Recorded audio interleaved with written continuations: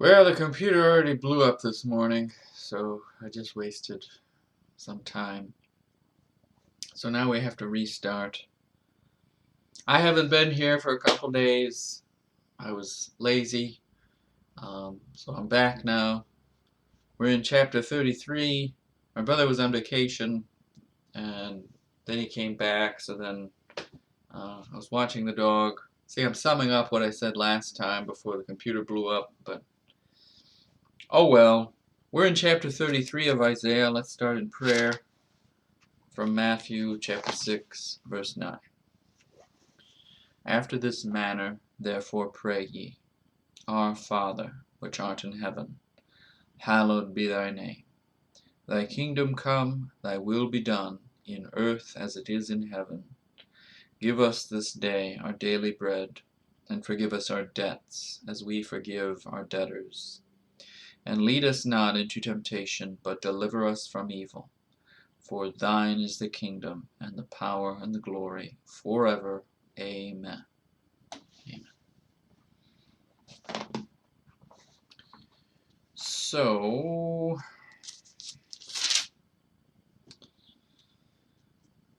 I lost my spot.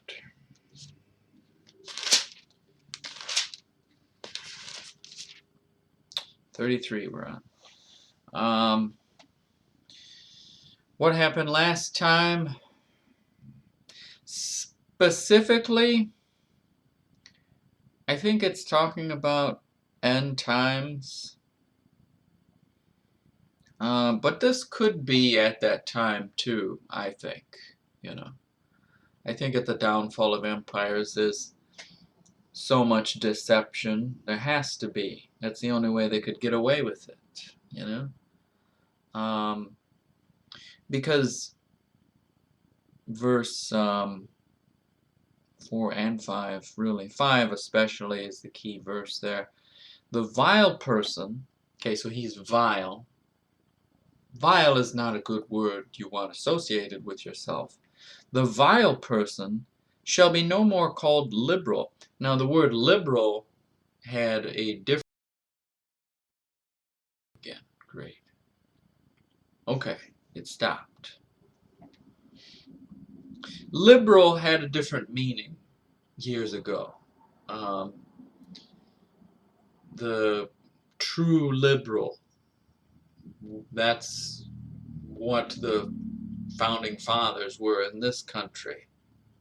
I think it revolves around freedom, liberty, giving generously, good things, versus what it is today. It's, I think, communism, Bolshevik, it's all, they've circumvented it, they've replaced it. The meaning of the word is not what it originally was.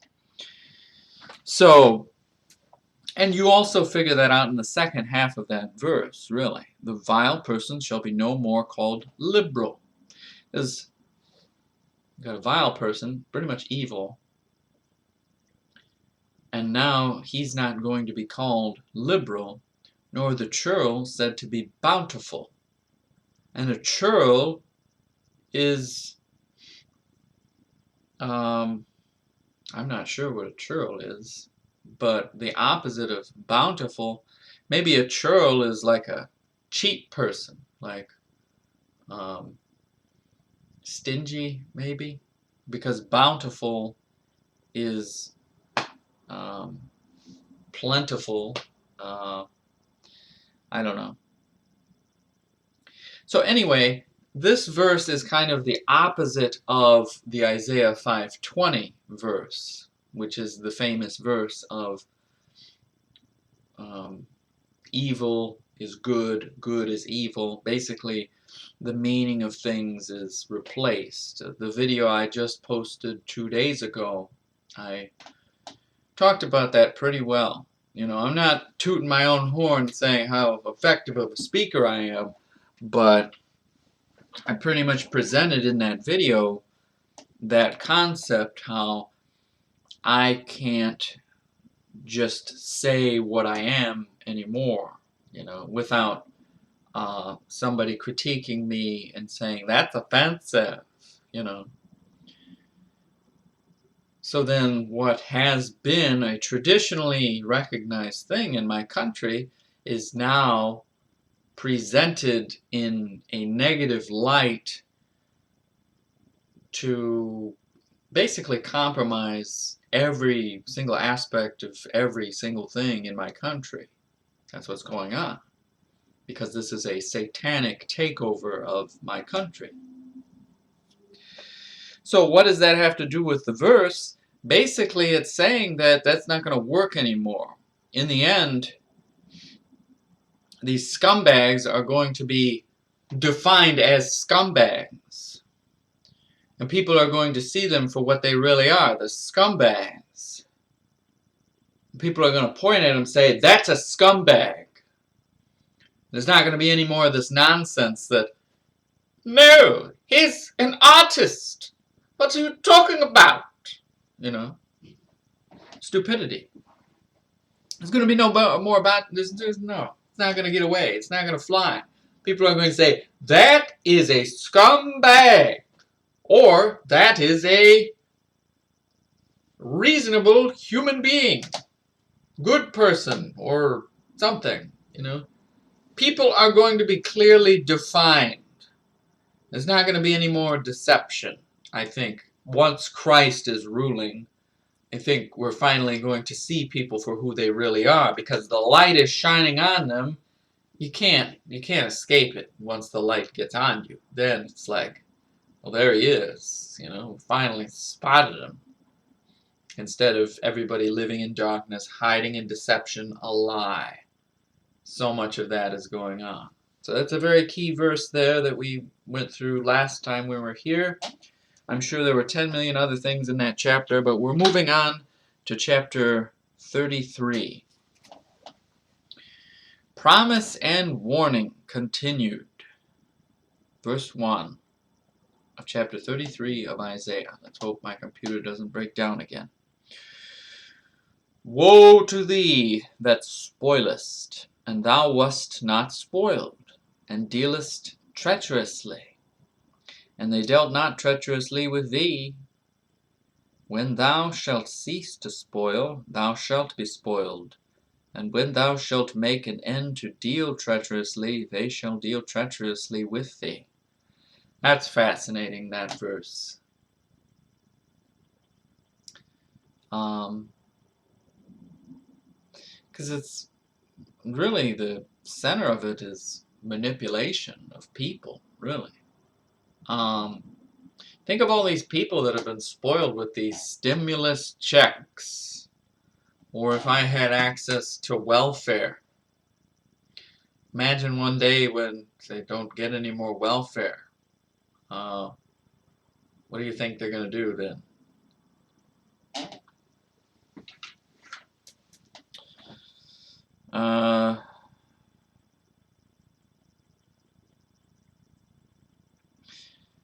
I think it's speaking of satanic tactics, dealing treacherously, and then you spoil someone, and you manipulate them, and you change their mind to a bad way of thinking. How about just plainly say it like it is? Maybe you gotta go get a job.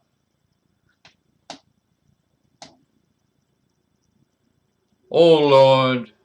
Well, maybe it has different meaning. I don't know. I thought of that. Because it's, yeah. 2. O Lord, be gracious unto us. We have waited for thee. Be thou their arm every morning, our salvation also in the time of trouble. At the noise of the tumult the people fled. At the lifting up of thyself the nations were scattered. And your spoil shall be gathered like the gathering of the caterpillar, as the running to and fro of locusts shall he run upon them. Yeah, you get spoiled. You're like, where's my food at? And then a bunch of locusts eat all the food, or you could think of it in terms of human beings coming into a little store like mine and just and they take everything out of the store and they buy everything. They don't even buy everything. They just take it all. They just run out. Just, the alarm goes off 50 million times and they just completely ransack everything in the store. So then when the person who has been on welfare, or maybe just the person who's just this little old lady who lives next door, and she's like, I need to go get my groceries. And she comes into the store after they've ransacked the place. She's like, where's all the food at? You just find her, they took it. A bunch of locusts. Oh dear. I mean, that could happen any day, really. You take that for granted, these convenient little stores like mine.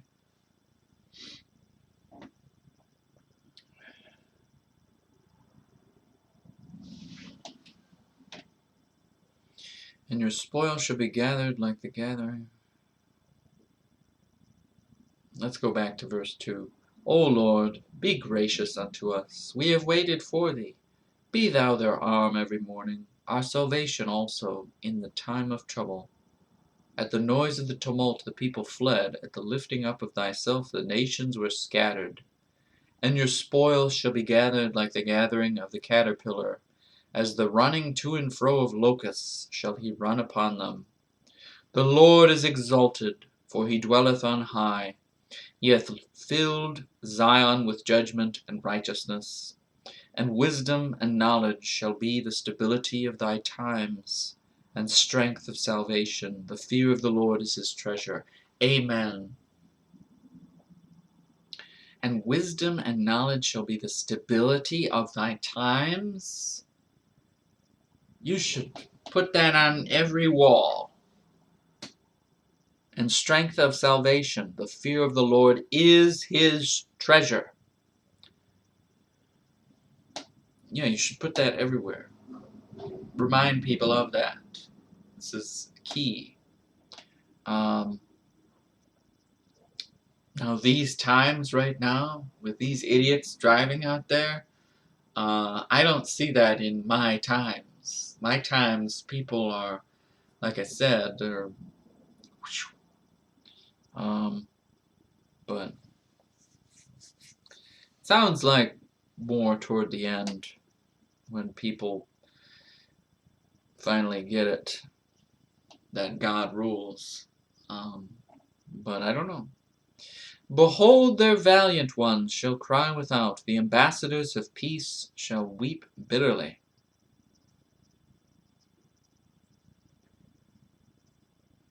Why is that? The highways lie waste, the wayfaring man ceaseth. He hath broken the covenant, he hath despised the cities, he regardeth no man. The earth mourneth and languisheth, Lebanon is ashamed and hewn down. Sharon is like a wilderness, and Bashan and Carmel shake off their fruits. Now will I rise, saith the Lord, now will I be exalted, now will I lift up myself. Ye shall conceive chaff, ye shall bring forth stubble, your breath as fire shall devour you. And the people shall be as the burnings of lime, as the thorns cut up shall they be burned in the fire.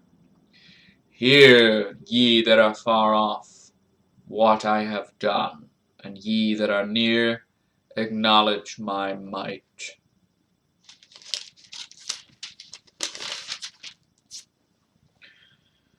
The sinners in Zion are afraid, fearfulness hath surprised the hypocrites. Who among us shall dwell with the devouring fire? Who among us shall dwell with everlasting burnings? Well, I hope not me, and I would think you would want to avoid that, and you would try to find out how do I avoid that. It would be a good plan. He answers it immediately in the next verse.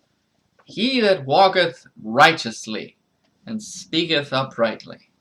He that despiseth the gain of oppressions, that shaketh his hands from holding of bribes, that stoppeth his ears from hearing of blood, and shutteth his eyes from seeing evil. Thank you.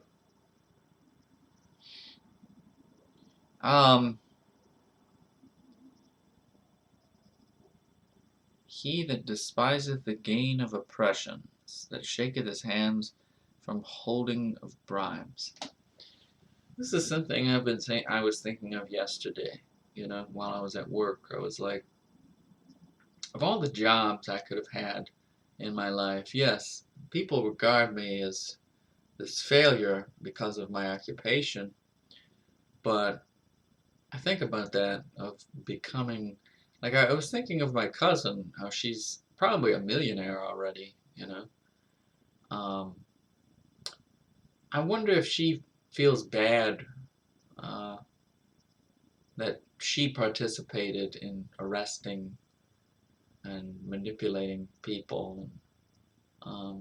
She wasn't directly involved with that, mind you, but she worked for federal government institutions, and look at what these evil bastards have done. I'm sorry, I don't mean to be, I don't mean to use profanity, but think about what you participate in and how you affect individual souls. Yeah, she has lots of money to throw around. Maybe she helps some poor people, but how did she get that money initially? And does she even know what they've done? Does she even know that? I don't think she does. She's a liberal Democrat, so.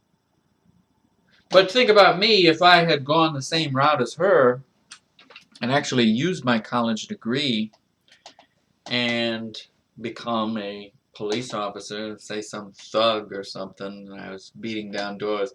You're evicted, get out! And it's just some old lady. It's the same old lady that was coming to buy food at the grocery store before the locusts came in, and I'm here to evict her. Oh dear! And would I even have a heart about that I'm evicting this old lady, that she was robbed of probably her pension check or something? It's just sickening, the world we live in. What job can you be in where you can avoid the corruption and the bribery and the madness? Something that has integrity. You can't get into the education system. That is so corrupt. You can't become a police officer. Military, the jury's still out on that one so far, but they may be lost. What can you go into? Well, you can be this little peasant in a little store. And am I still part of the problem? I'm selling a bunch of Chinese garbage. I don't know. Can you avoid that? Maybe I should be involved in nothing. Maybe I should just be a guy with a robe and walk around reading the Bible to people. I don't know. But that makes me think of that. I don't think it's saying that I have to do that, but as far as direct involvement, my cousin wasn't directly involved in any of that federal government evil. She was probably a paper pusher. They just expand government to the nth degree, and then you get this stupid college degree, and then you're just this paper person that fills out these stupid forms, and they pay you like $100,000, and that paper probably doesn't actually accomplish anything, and you're not actually saving lives, but they tell you, you're saving lives! You're part of the solution! And you're not, really. You're just making lots of money and everything's dying.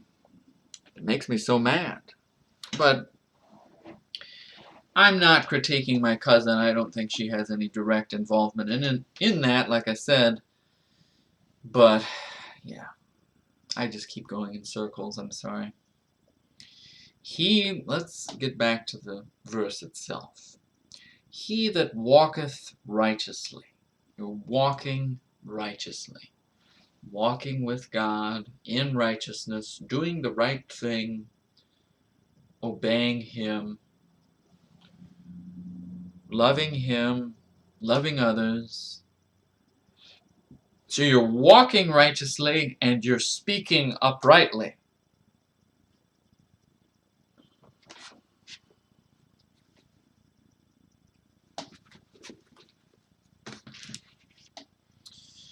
He that despiseth the gain of oppressions, that shaketh his hands from holding of bribes. I'm sure my cousin never took a bribe. That stoppeth his ears from hearing of blood.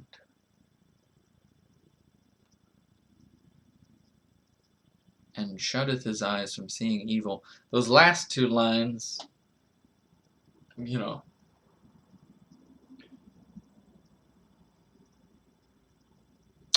maybe, no, I don't know.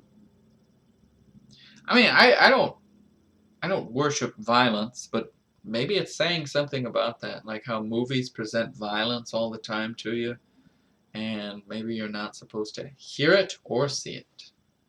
You know? I don't get it. He shall dwell on high. His place of defense shall be the munitions of rocks. Bread shall be given him. His waters shall be sure.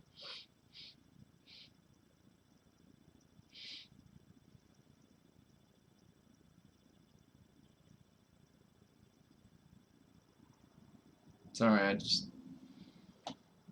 either Jack has some really bad farts, or we have a gas leak or something. I don't know. Okay.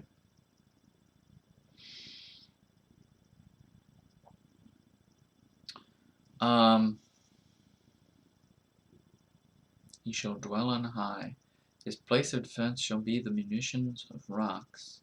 Bread shall be given him, his waters shall be sure. Thine eyes shall see the king in his beauty, they shall behold the land that is far off. Thine heart shall meditate terror. Thine heart shall meditate terror. Where is the scribe? Where is the receiver? Where is he that counted the towers? Thou shalt not see a fierce people, a people of a deeper speech than thou canst perceive, of a stammering tongue that thou canst not understand. Look upon Zion, the city of our solemnities. Thine eyes shall see Jerusalem, a quiet habitation, a tabernacle that shall not be taken down. Not one of the stakes thereof shall ever be removed, neither shall any of the cords thereof be broken. But there the glorious Lord will be unto us a place of broad rivers and streams, wherein shall go no galley with oars, neither shall gallant ship pass thereby. For the Lord is our judge, the Lord is our lawgiver, the Lord is our King.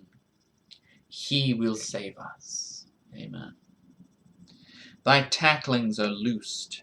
They could not well strengthen their mast. They could not spread the sail. Then is the prey of a great spoil divided. The lame take the prey. And the inhabitants shall not say, I am sick. The people that dwell therein shall be forgiven their iniquity.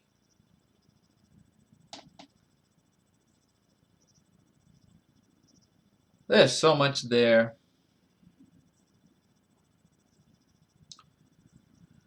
and I don't quite understand all of it.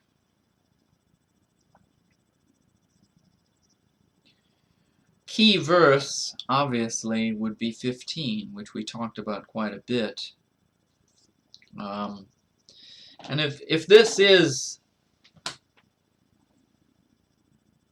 maybe it's during the 1,000-year reign, or it is when Christ is ruling, right? The Lord is our King. He will save us. And then the next chapter is Armageddon, which I'm not sure if that occurs after the 1,000-year reign or before.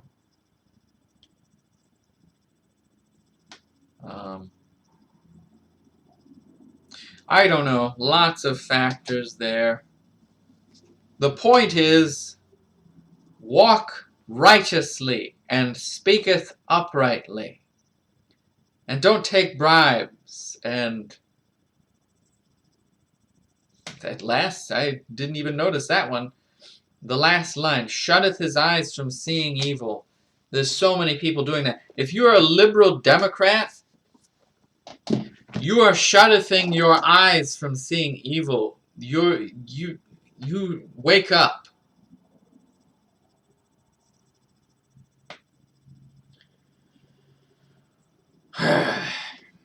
Next chapter, next time. Thank you for listening. Have a blessed day.